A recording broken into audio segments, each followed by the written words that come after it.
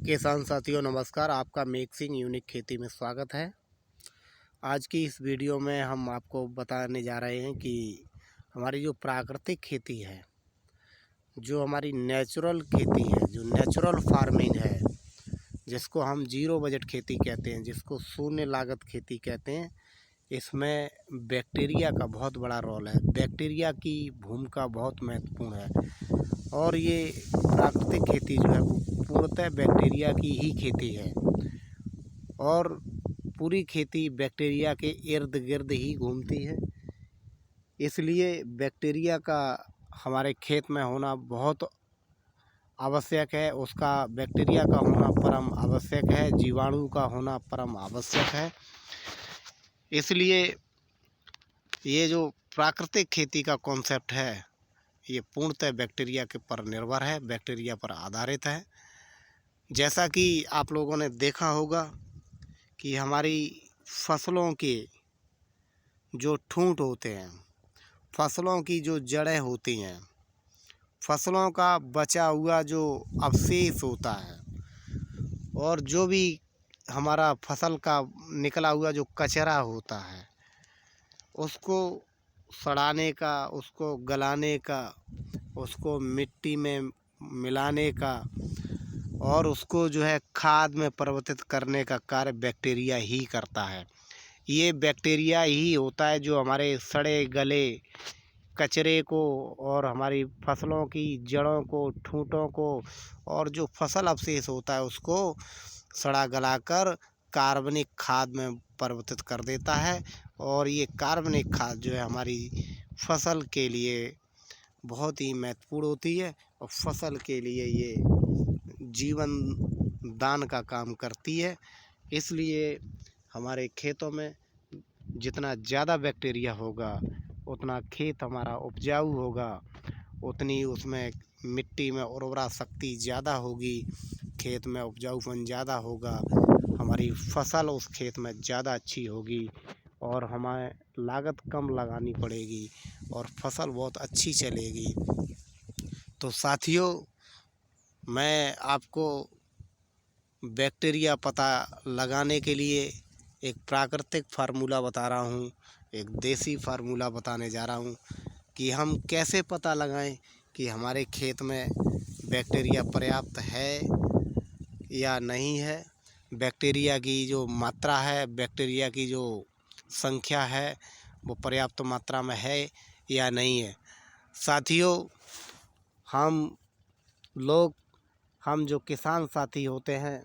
वो कोई वैज्ञानिक नहीं है, साइंटिस्ट नहीं है जो कि हमारे पास लैब होगी जिस लैब में हम चेक करके पता लगा लेंगे। लेकिन साथियों, मैं आपको एक देसी और एक प्राकृतिक आइडिया और एक आपको फार्मूला बताने जा रहा हूँ, जिस फार्मूले से, जिस आइडिया से आप बड़े आसानी से और बड़ी सुगमतापूर्वक बिना किसी कठिनाई के आप अपने खेत में उपलब्ध बैक्टीरिया की संख्या को, उपलब्ध बैक्टीरिया को आसानी से पता लगा सकेंगे कि हमारे खेत में कितने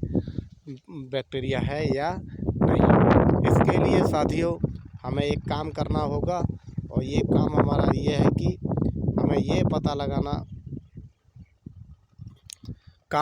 करना है कि हमें अपने खेत में गाय और भैंस के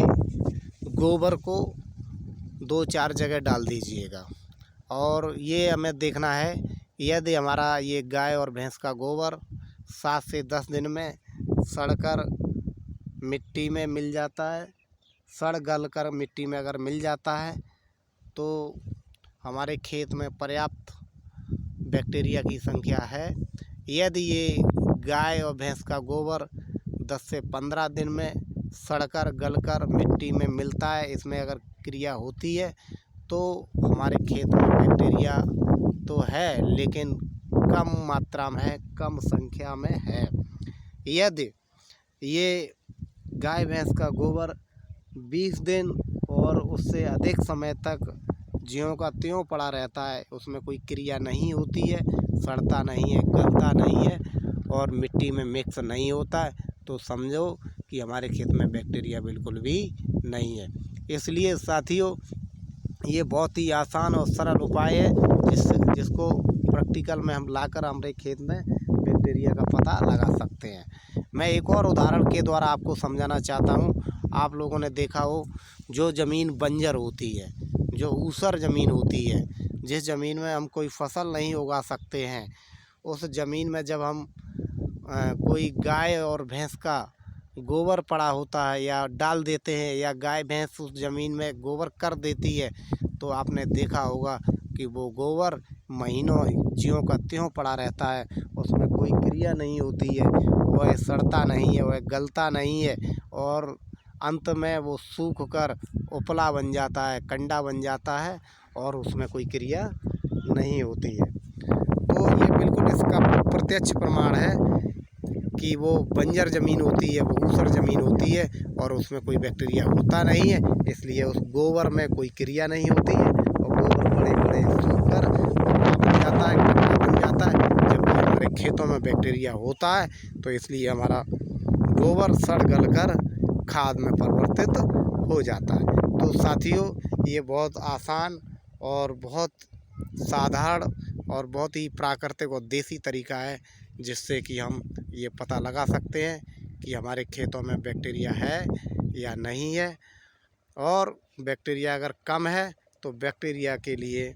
उसको बढ़ाने के लिए हमारे पास कई प्राकृतिक और देसी उपाय हैं, जिससे कि हम अपने खेतों में बैक्टीरिया को बढ़ा दें, और जिससे कि हमारी फसल हो और काफ़ी अच्छी फसल हमारे खेतों में उगाई जा सके, शानदार तरीके से फसल हम ले सकें, और हमारी मिट्टी की गुणवत्ता और उसकी जो है उपयोगिता बहुत ज़्यादा अच्छी हो जाएगी। अगर आपको ये वीडियो अच्छी लगे तो चैनल को लाइक करें, सब्सक्राइब करें, तथा वीडियो को शेयर करना न भूलें। धन्यवाद साथियों।